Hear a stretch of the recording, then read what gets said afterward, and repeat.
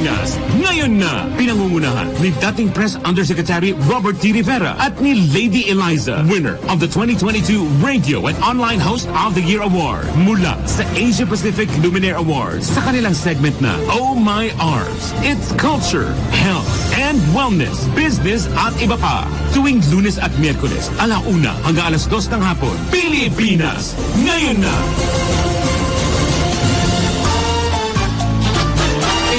Good morning. It's Monday again and welcome po sa ating programang Pilipinas ngayon na. I hope during the weekend, nag-enjoy kayo sa mga family bonding time.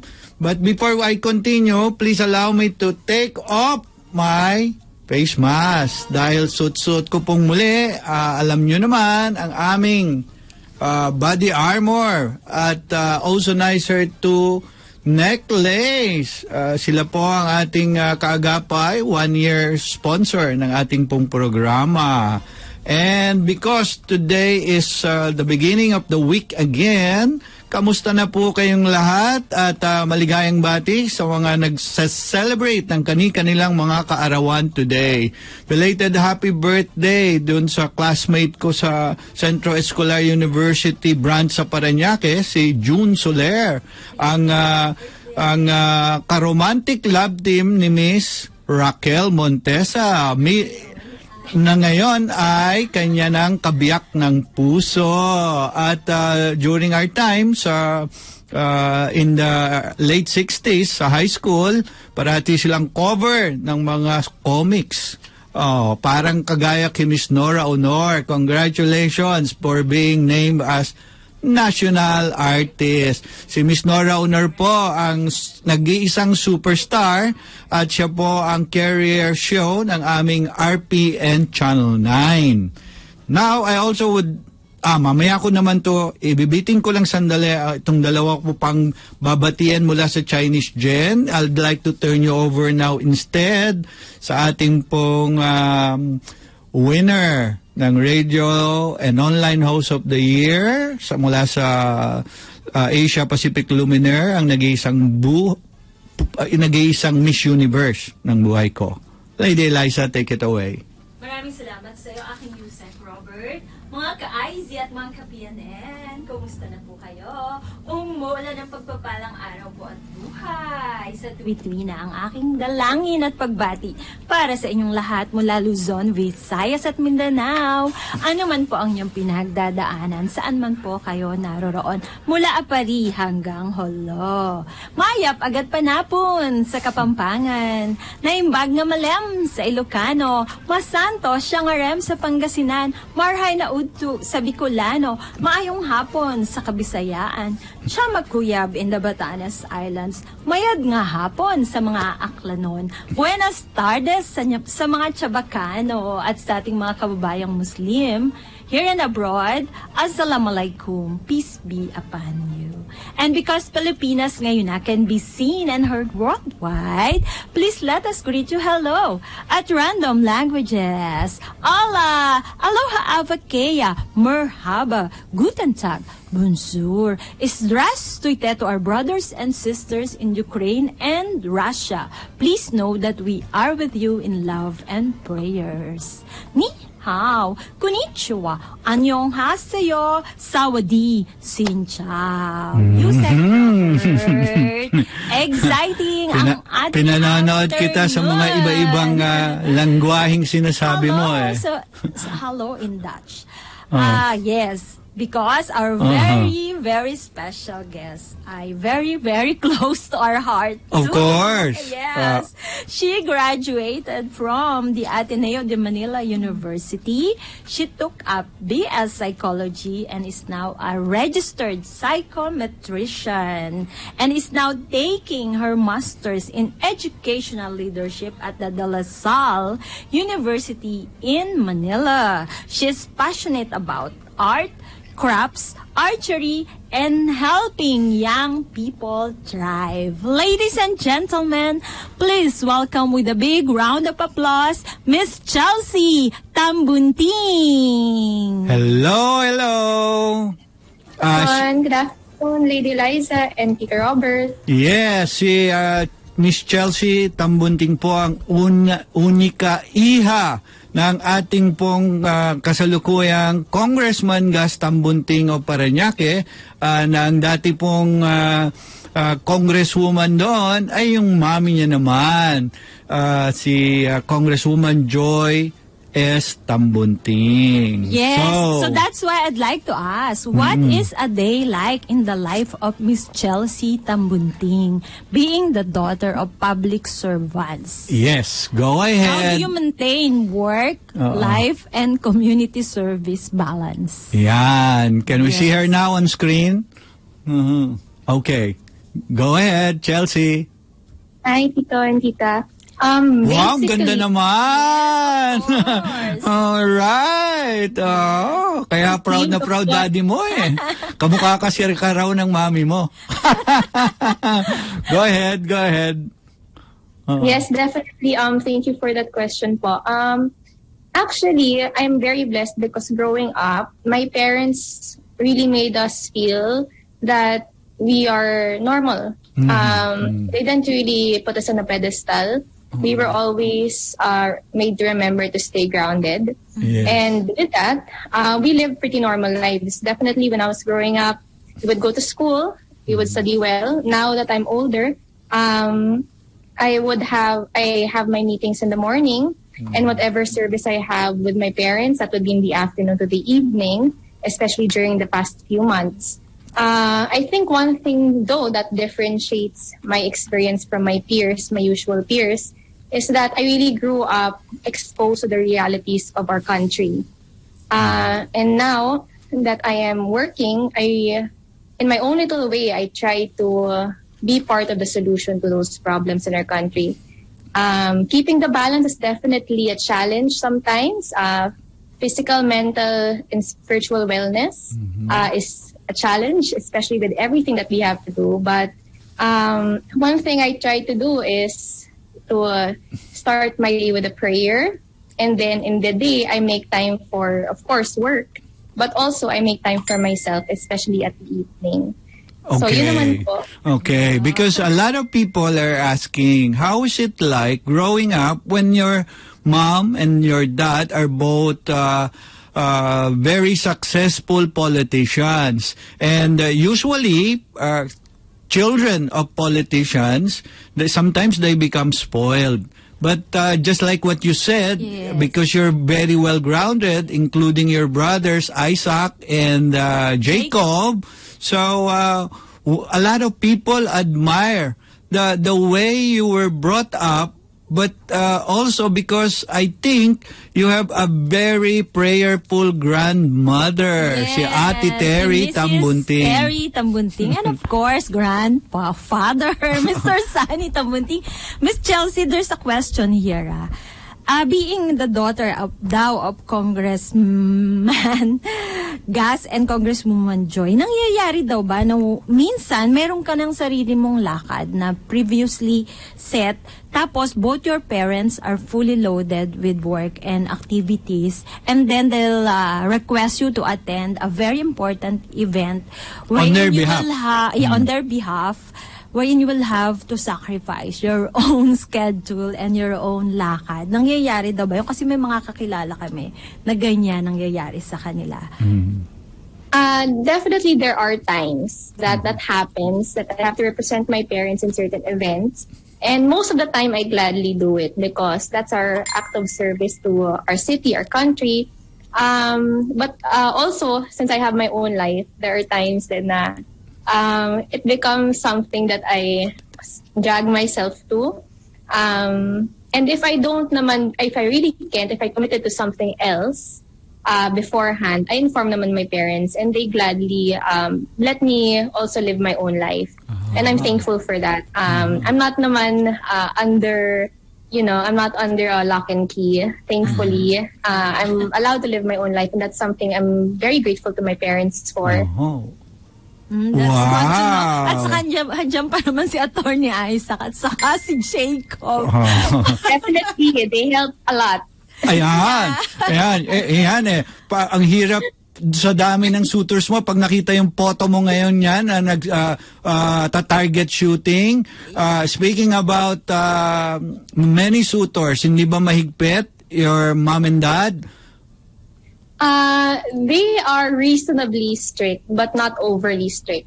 And that has given me also freedom to do what is right even without them looking at me. Oh, look at that photo. Oh, gorgeous. Yeah. Surrounded by, yung hawak mo dyan, M16 yata yan, na folded. But I understand you're very also good in archery. Can you tell us about that sport of yours?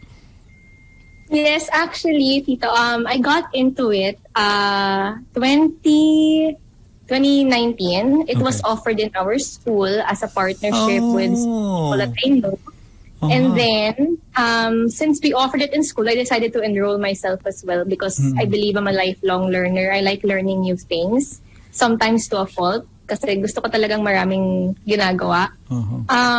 So, yun, I got into it at 2019, and then during the pandemic, that was one of the only non-contact sports. Yes. Kasi, diba, bawal yung mga basketball, bawal yung soccer. Archery can be solo, diba? Exactly. Not contact.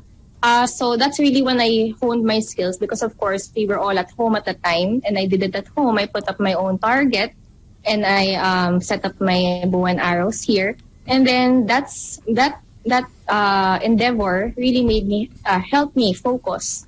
It really helped me it helped me prioritize because it just like any other sport, diba? It helps you maintain your focus on certain tasks at hand. And that was very helpful during the pandemic when everybody was kind of finding themselves, finding where their place was in the world. Yeah. And the sport of archery helped ground me. Yeah, and beating quarantine fatigue, ano? So speaking of school, Miss Chelsea, your family runs a school. Could you please tell us about Marymount Academy? Yes, Tita. We have Marymount Academy. It's a K-12 school. We have 3 branches, all in Parañaque, one of which is in the BF campus, BF Homes. We also have in San Antonio, Parañaque as well, and Better Living Parañaque as well. So for our main campus, we have K-12. We also have nursery and special education. In our San Antonio campus, we have grades 11 and 12. And in our Better Living campus, we also have preschool to K-12 as well, and special education. So we've been in this profession for around 9 years, I believe, 9 years. And we've grown into 3 campuses, and we're definitely more committed than ever to providing quality education for our youth. And that's something that, it's really part of nation building, no? Education. Yes. It hasn't been easy, but definitely it's something very rewarding and fulfilling. Yes, in fact, that's the reason why our incoming Vice President chose the Department of Education, because she wants also to focus on that. Because really, education is so very, very important. Now, do you plan that now the Department of Health have eased up the COVID protocols? Do you have any plans to go on blended learning module? Like sometimes merong face-to-face, alternate with online. Zoom. Yeah. Yeah. Yes, we do actually. The framework that we're going to tackle this coming school year is enriched virtual learning. So meaning, by enriched virtual learning, we do online primarily, but when it's relevant, when it's necessary, and when it's most effective, we go on site. So our campus is open for that. We also follow a schedule in which the students go on site and they stay online, and we still maintain synchronous and asynchronous learning. So definitely, we look forward to a school year that's more integral, more holistic, kasi madaming nawalan ng interaction, di ba, nung pandemic. Yes. True. Yeah, kasi the youth, the kids were one of the last people, the last sector that were allowed to go out. diba? Yes. And they're excited to go out again and be with their classmates in the school campus. Yes. Yes. Students need to be around people, no? Exactly. And it's very important for their development. Yes. So that's one thing we hope to bring back this coming academic year. We will bring back. And we look forward to how the youth will be interacting with each other once again. So do you give them option? Whoever wants to attend online will be attending online, and whoever chooses to go to school and attend on-site will be the ones who will go to the school ground. How do you do it? Do you conduct survey, and do the parents and students choose what they want for a module, whether face-to-face, online, or hybrid? As of the moment, what we did was we surveyed the preferences of our students, of our parents as well. And based on that, we made our decisions. And our decision for this academic year was to highly encourage blended learning. So that's why that's the program we are offering, blended learning. And with that, like what I said, they will have both online classes and on-site classes.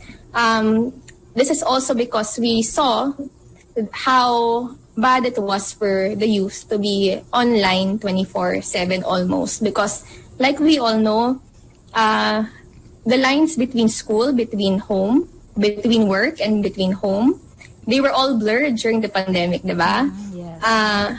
But because of how we saw it affected the youth, we decided to encourage and offer blended learning for this coming academic year. There's a question here, Miss Chelsea. Does Marymount offer scholarship grant to underprivileged yet deserving students? Definitely.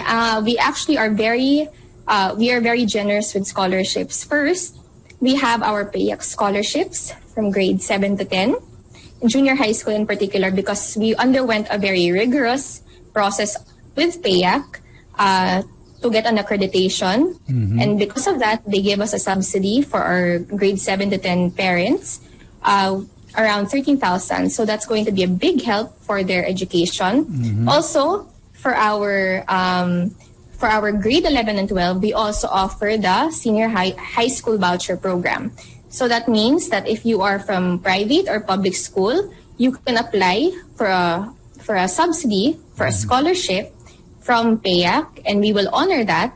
And we also do not increase fees based on the scholarship given by PAYAC. So that is very helpful as well for our senior high schools from both private and public schools. Okay, there's a question here. Does the scholarship grant available only for Parañaque residents?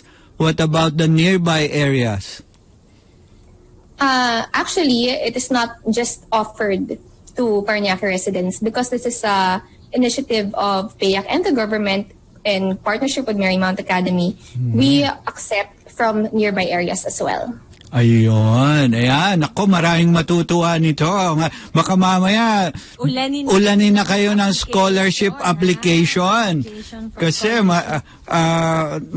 generous kayo sa pagbibigay ng scholarship grants. Yes. Alright. Yes. So, kailan ang opening ng school year nyo dyan sa Marymount? We will be opening our school year in August, but enrollment will be until July 4. So again, we are K-12. We are encouraging everyone, of course, to take part in our education in Marymount Academy BF Homes, Parañaque, San Antonio, Parañaque, and Better Living, Parañaque. And of course, our online pages are all accessible through Facebook, and you can also visit our website at www.marymountacademy.edu.ph. So yun, tita, we're going to start in August, but definitely dahil kailangan namin maghanda, we will be accepting students until July. Ayun. July. Wow. So, August, in America, it's September. So you're almost the same as the schedule in the States. Is that correct? Yes, thankfully, Tito. Actually, that change happened around 2015 when the Department of Education decided to move the school calendar. Kasi nga, kami na, Pilipinas na lang eh. Pagka June, Yes. normally, tag-ulan, tag-baha, no? Pag opening ng classes, madalas canceled rin yung mga classes, di ba? Kaya Tama. minove na nila. Aside from that, it was yun nga, baha sa June, July, Yes. August. Aside from that, we were the only country in this area, Southeast Asia, na March nag-end. So, yun lang. Summer, technically, kids are still in school now. So now, like in our school, what we call the summer break is now more of the intercession break, not anymore the summer break. Kasi hindi na nga summer. Intercession break. Yeah, intercession break. Now, there's another question here, which means students are studying in Marymount. If, for example, they decided to go to the US, aabutin nila yung September enrollment there? Is that correct? Hindi madi-disrupt? From what I know, kasi normally in the US, kahit anong oras ka dumating doon, pwede ka mag-enroll eh. Doon sa na-experience ng dalawang anak natin, di ba? Nang isa lang pala. Ni RC. Yeah, kahit anong oras pwede. Yes, I think it's correct. Kasi yung aming corporal ngayon, January siya nag-start doon eh. And yet, nakagraduate pa rin siya ng senior high in May. So, walang problema. I see. Pagkaling sa Philippines, based on our experience. Yeah. So, may advantage pala yung school nyo na if they are enrolled in your school, and then some of them, usually children of expat and diplomats, and then suddenly they are called back to their mother country, even if they leave your school, mabilis silang makaka-enter sa US dahil yung September enrollment almost the same as yours, correct? Yes. Yes. Miss Chelsea, meron lang curious listener dito. And what does a registered psychometrician do daw? Parang Alright. Hindi masyadong familiar siya dun sa... Yes, actually, and I don't blame our listener today because first of all, it's a new profession. It was only professionalized. When was that? It was only professionalized by the PRC 2016, I believe, or 2015. So, doon lang nagka-exam for the boards. Basically, this is a very hot topic because I know mental health is very well known, diba? Yes. Nowadays. Yes. So, basically, what a registered psychometrician does is testing. It's more of assessment. So, assessment of psychological disorders or even just academic assessments. We can provide those and we can do the write-ups of those and recommend to the psychologists. So we're the ones who recommend things, who recommend diagnosis or assessments to psychologists and psychometricians and psychiatrists. Okay, speaking about psychiatrists, Chelsea, in the Philippines, there's a stigma about that. Pag sinabing, papadala yan sa isang psychiatrist, akala, pardon my language, akala mesayad. So, may stigma siya. But in reality, even sa States, pag nagpunta ka sa isang psychologist or psychiatrist, it's just because you wanted to unload some of the things heavy in your head or in your mind. And then, yes, to a professional, because you need to seek a professional help, correct? And help. Yes. That is very true. That is very true. And I think one thing I like about my generation now, and the succeeding generation as well, the next generation, it's becoming more open. We're talking about it more, and it's becoming more accepted. And because it's becoming more accepted, we are finding solutions towards it. Unlike in generations past, it's more of drama lang yan, diba? Or baka may side. There's no politically correct term for it. But now we know that there are correct terms for that. And also now we are finding solutions towards all of these mental illnesses that we are confronting. And what I especially like about this season is nagiging uso na ang mental wellness as well. We're finding programs to prevent these difficulties that we can have mentally. We're doing programs, and there are many resources available online as well for those who need it. So That's very good news because during the pandemic, so many people suffered heavily on mental problems, like those who lost businesses and who lost jobs. Quick question daw kay Miss Chelsea. Can you please give at least 3 red flags to watch for daw if a person is suffering from mental challenge? Like, ano yung mga first 3 things that we have to watch for? Symptoms. Ng mental health.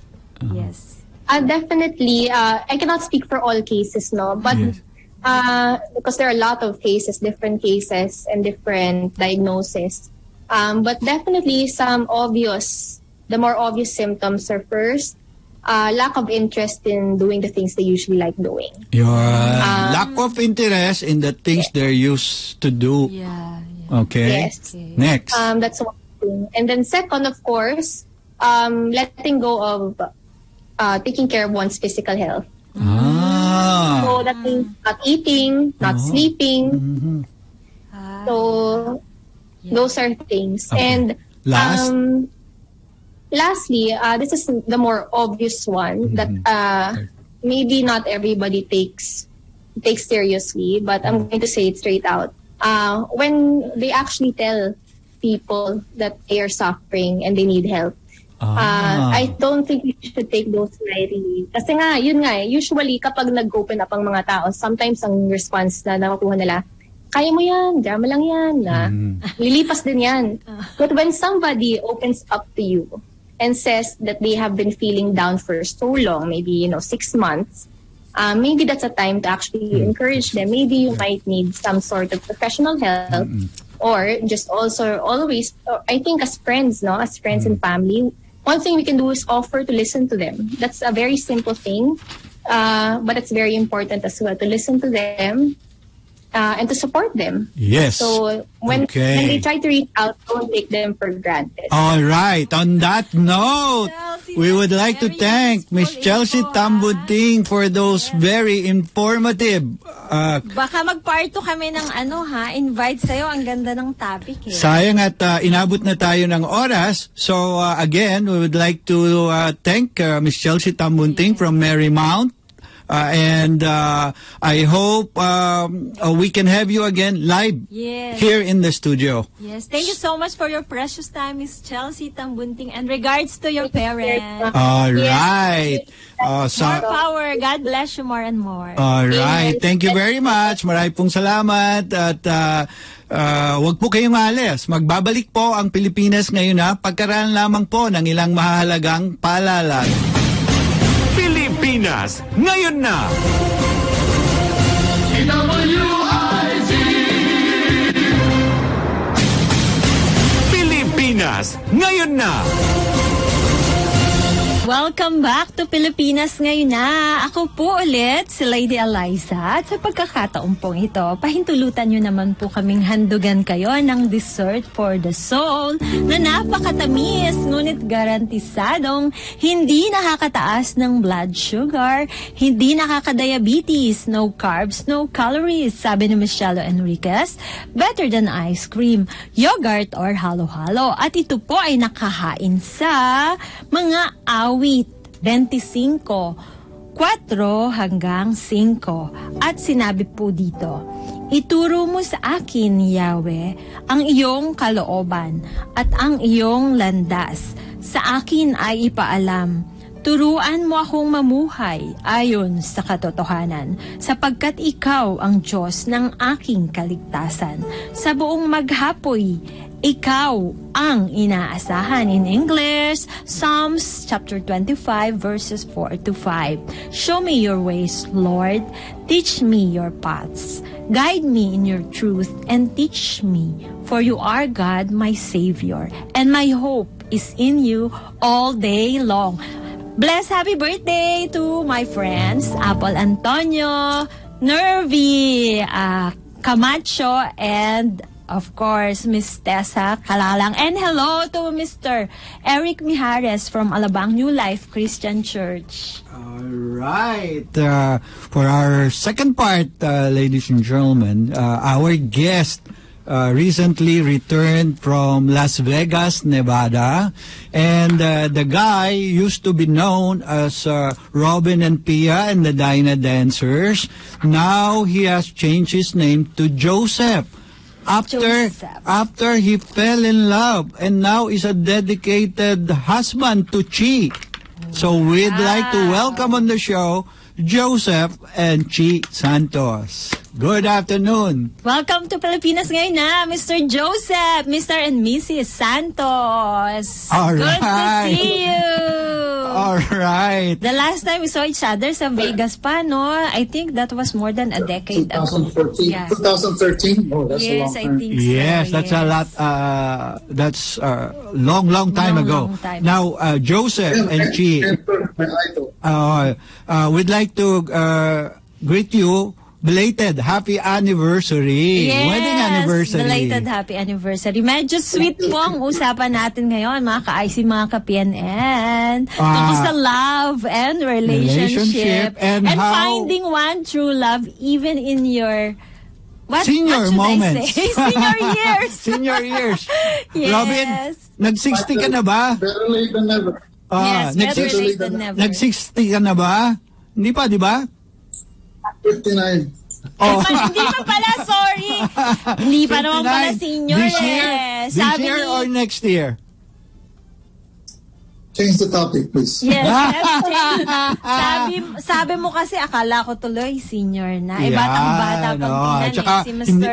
if ever, Joseph Santos. sabi nila, ang kalabaw lang tumatanda. Yes. Okay. Tell us about your journey of finding each other after 45 years. After 45 Yes. years, wow. Well, okay, the start is I'm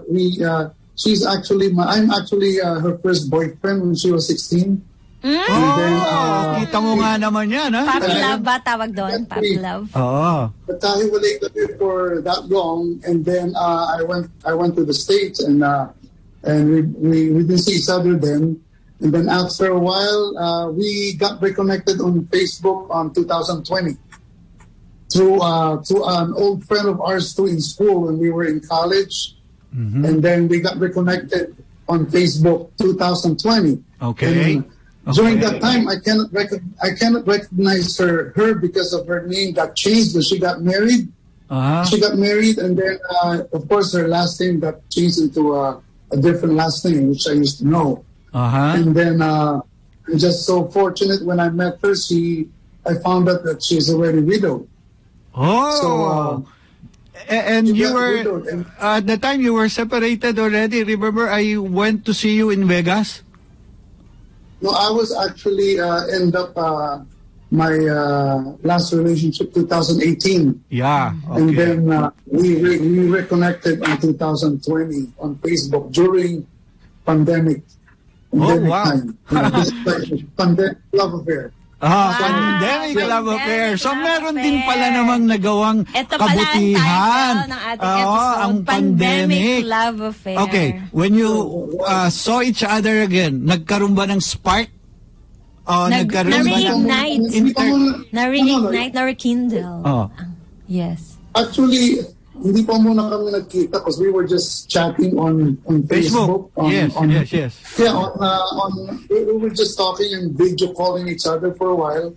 And then we tried to recall whatever we've been before. Mm-hmm. And then I was just surprised that I can't believe I saw her again. And during that time, I'm just don't want to get into any relationship. And she's widowed too, and she's fine too wherever she is. Uh-huh. And then I just started being friends with her, and I courted her, and I said I want to get to know you more. And you know, we've known each other for so long. Uh-huh. And then I don't know. It's just fortunate that she's already widowed. She's free and I'm free too. So what a coincidence, right? Okay. So Now let me ask Chi, when you were able to get in touch with Robin, or now Joseph, was there any excitement, or was there any spark? Because you were just 16 before. What was your first reaction? Well, of course, it was, it was good to see an old friend, especially, he was my first boyfriend. But it did not really ignite any spark, as you said. Because that time I was busy with something else, and really I don't even have any plans of, starting a relationship. I was contented with what I was doing when we found each other. Mm-hmm. And so, go ahead. Go ahead. Robert, you know what happened is I courted her and she busted me. Can you believe it? Okay. She turned me down because she feels like I feel like I'm because I was an entertainer in Vegas and I was singing to her and she was watching my shows. And then when I told her I'm serious, I wanna be with her and everything, and I told her if you agree, I will go there in the Philippines and marry her. Propose to her. Not propose to her first. Actually, I proposed to her. And finally, after a while, she accepted me, and then I said I'll be there, but unfortunately, it's a pandemic and I can't travel, so I gotta wait a few more months to come here, which is February of 2021. I was able to get back to Vegas, to the Philippines. And then when I'm back, I proposed to her like a week after, and then history. The wedding took place. The rest is history. And the rest is history. Then I took her back to the U.S. in Vegas, and we got married there. Oh, sa Vegas pala yung picture na yun, ha? That's when you married her nung pagbumalik ka na ng Vegas. Okay? No, I just went back there, we got married, and got back here again. Talagang gusto mo na bumalik dito to be with her.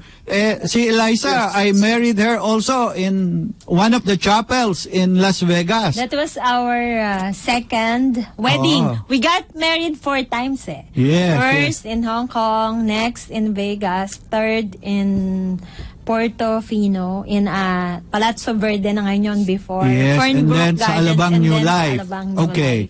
When you came back to the Philippines with her, I've noticed in many of your posts, you're a changed man. Hindi na yung Robin Santos na television personality at front act ni Tom Jones. Remember when I went to Vegas, nag-front act ka kay Tom Jones? So, iniwanan mo na yung pagiging entertainer? Is that it? I think I'll just rather sing to the Lord. I'm a changed man. Good. I'm happy to hear that. You'd rather sing to the Lord. Yes. I agree with you. And to my wife also. Go ahead. So nowadays, you do not perform anymore as much, but you sing to the Lord. And is Chi with you on that decision of yours? Chi? Yeah, of course. I support him 100%. Actually, he was saying he got busted the first time he courted me. It was because I saw something, I saw in him, what I saw in him that time was, a typical showbiz man. Yeah, he was arrogant, full of ego. He wanted everything, he wanted everything right away. And I told him, it's not because we've met and, you can get me right away. I'm a dalagang Filipina. Mahinhin. Dalaga Filipina, yes. Mahinhin. Yes. Okay. Yeah, because it was also, also fast. He wanted everything so fast. I told him 45 years is 45 years. Yes. You might have been my first boyfriend, but the 45 years gap. So many things have passed. I don't even know you anymore. Yeah, I don't even know you. We have to get to know each other. Yes, start all over again. Yeah, but he was insisting, so I told him, I don't think I can get into that. I need to know you more. Because I mean, everything was okay with me. So, para bang, getting into a relationship and with the kind of man that he was when I first, reconnected with him, oh my, I don't think I can live with this. So Miss G, gaano katagal mong panahirapang manligaw sa'yo ulit si Joseph bago ka nag-decide na to say yes for the second time around? Actually, it wasn't even very long. After I saw the changes in him, and he was really serious, then we started to know, talk to each other every night, every hour, and my son would even tell me, Mama, ano ba yan? It was like I was a kid again. I was a teenager again. All right. All right. Yes. But I can vouch for Robin now because I get to see his posts, and really I think he's a changed man. Gone are those days when we were both on television showbiz. Because I met Robin in one of the auditorium. Is that correct, Robin? Nung nag-audition ako ng mga Dyna dancers, and he approached me, and nakita ko yung seriousness niya and dedication sa gusto niyang job. So we took him in, and he's the lead dancer ng Robin, Pia, and the Dyna dancers. But that was in the mid-70s up to the early 80s when we were doing a lot of television shows. But now I get to see his post. Yeah. And it's about giving his talents back to the Lord. Correct ba, Robin? Joseph? Very correct. No, you can still call me Robin because that's my original name as far as you know me. But ikaw ang mentor ko eh. You are the stepping stone of my showbiz career. You're the start. You're the beginning. You know that. And we've been to a lot. You and me, Robert's been to a lot. We've been to a lot. Here, U.S., everywhere. We've been together. We're like always together. And we've been to struggles and everything. And Robert, I have to thank the Lord that up to this point, we're still friends, that we're still getting in touch. Yes, of course. Thank you so much. And I'm always there. I always watch you. I'm in touch. We just don't talk to each other too much, but I'm around. Okay. Now I know you're there. Okay. Now let's go forward. Moving ahead, we know that your dad, I'd like to say hello to your mom and dad. They are the king of ice because during our time, they are supplying all the 5-star hotels and 5-star restaurants and bars with ice. Are you still in the business of ice, or are you in the business of car exchange now? Luxurious car exchange. Actually, the ice business was on my brother's hands now. Mr. Freeze, if you heard about my brother, Jerry Santos. Oh, yes. Very big. He was still a young boy then. Okay. Mr. Freeze, Jerry Santos is the one in charge of the ice business. So the ice business was handed over to him. Now, what's keeping you and Chi busy in your business endeavors? Well, Chi has a gas station, which is, everybody's dilemma right now is the gas prices. She has a Petron gas station in Marikina. Is it true? May foresight na baka daw umabot sa 100 pesos per liter Miss Chi, aabot na ng 100? Ang presyo ng gas, Miss Chi? We hope not. But yes, I'm praying. I'm praying. Wag sana. Masakit sa bulsa. Kahapon nag gas up kami. Papunta rito sa station, ubos agad eh. So, Robin, what's keeping you busy? I remember for a while when we were in Vegas, we were doing the car exchange ng mga luxury car. Paborito mo yan eh, tsaka hobby mo yan. Are you still doing car exchange here? Well, during the pandemic, it stopped. Like for 2 years, nothing's going on. But I still have the license. And I still have I can always, because we're going back to the U.S. anyway. So anytime I want to go back to the same line of business, I can do it. But for now, I'm just a house husband. Yes. Okay, may tanong dito. As newlyweds daw, as newlyweds daw, may mga challenges pa rin daw kayo na nararanasan na katulad din ng mga young couples na nag-a-adjust sa isa't isa at saka yun daw sa families ng isa't isa may mga adjustment ba sa both sides? Hindi naman kayo nagkaroon ng malaking challenge? Okay. For me, it was a very big challenge. You know, getting married to a showbiz guy like Robin. Oh my goodness! And I'm a simple person. My life is my family, my kids. And then after I got married to Robin, well, I guess I just have to get used to it. Every day he's on Facebook. Every day, you know, every chance he gets, he takes pictures and posts it in Facebook. Sabi ko nga sa kanya, pwede ba tama na yung exposure? Mag-concentrate naman tayo sa gasolinahan. Vlogger, okay. Si Robin Okay. Robin, anong challenges that you have to face and come up with and be patient now that you just celebrated your anniversary? Go ahead. Challenges, there's not much because sometimes when you have somebody that you feel like she's your soulmate, everything just flows. I hope you agree. But everything is kind of easy. Everything is a coincidence. Everything is like falling into place. We have no reason to fight about anything. It's like we're more calm and patient. Plus, we always start our day praying, and every day, 360 days a year, we're always starting our morning devotion, attending our mass, and we pray. And after praying, the rest is just smooth and it follows. Yes, I agree. True.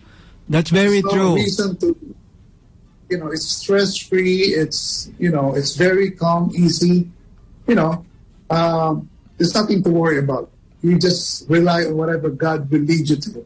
Correct ka dyan. Because we do the same ni Lady Eliza. Yes. We leave it up to God. Everything. You know what, faith, pagka in-spell mo yung faith, F-A pababa, that's forwarding all issues to heaven. So, ang spelling niya, F-A-I-T-H. So, pababa, no? Forwarding all issues to heaven.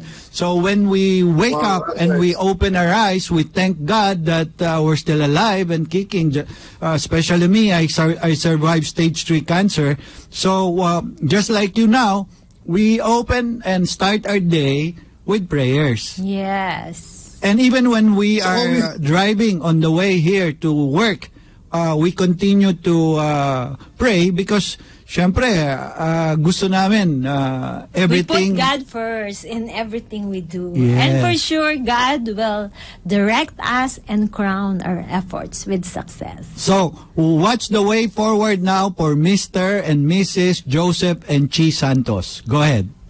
Way forward now. Forward. What are your plans in the future? And how are you gonna go about strengthening more your relationship? That's what a lot of people wants to hear. Oh, well, we're still in the stage of actually, we only been together for like a little over a year, and we still have some adjustments to do. Because most of my life I grew up in the U.S. and trying to go back to the Philippine way is kind of like not that easy for me because she can still see my ways of the American way, but I try to adjust. We still do some adjustments, but you just gotta give and take, and understand each other. And number one is you have to be always open and open communication between each other. Agree. And just be truthful and honest. And no hiding or whatever. You just gotta lay down the cards. And so that's the only problem. Is you try to hide something, you try to sneak out or whatever. And I learned from my mistakes like everybody else. Yes. Experience is the best teacher. So whatever I encountered in the past that didn't do me right, and then do me wrong, that did me wrong, is something that I don't want to do anymore. All It's just right. that I have to affirm what I admire your sense of memory. Mukhang ako nagturo sa iyo yan. To be honest, to be devoted, di ba? To be honest, to be devoted, and then to just focus on your love. Tama ba? Chi, are you happy about that, Chi? Yes, of course. Very much, very much. Actually, if I look back on what happened to both of us, actually, I can say na love is lovelier at this stage of my life because all my kids are grown up.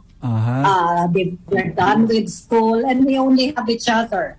So I've been telling him sometimes, he tries to plan things way, way ahead, and I would tell him, let's just enjoy the moment because we're never too sure about tomorrow. So whatever we have, let's pray and hope everything's going to be okay if it's God's will.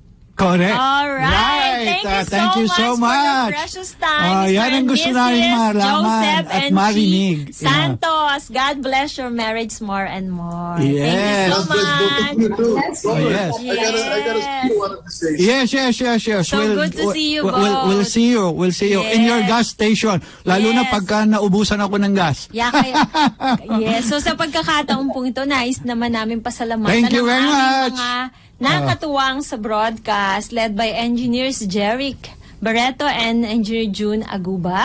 Ang aming mga CAs, Miss Mays, Miss Micah, Miss Abby, Sokmed, Jam, Jello, writers, Mara, Ariam, and of course, ang aming news director, Miss Juday Estrada Larino. And thank you to Chairman D. Edgard A. Cabangon and our station manager, Mr. Vic De Leon Lima. Huwag niyo pong kakalimutan si Miss Loli Rivera Acosta sa kanyang programang Sulong na Bayan at patuloy niya kayong bibigyan ng inspirasyon to keep all your worries away. Susunod na po. Yes, I'd like to greet Kate Gagarin ng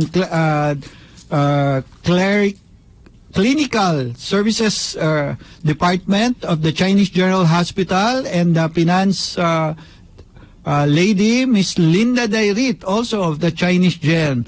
Maraming salamat sa supportan niyo sa amin. And also Miss Doris Navarro from the Office of Dr. James G.D. Thank you so much, Chinese General. On that note, napapanood pa rin po tayo on test broadcast sa aming pong channel TV 23. At iba pang digital receiver. So, this is Lady until next Eliza Wednesday. saying, thank you all so much. God bless you more and more. And this is Robert Rivera saying, see you next Wednesday for another exciting episode of Pilipinas Ngayon Na. We say, mabuhay! God bless the Philippines. Bye! The time for your convenience is now 2 p.m. Pilipinas Ngayon Na.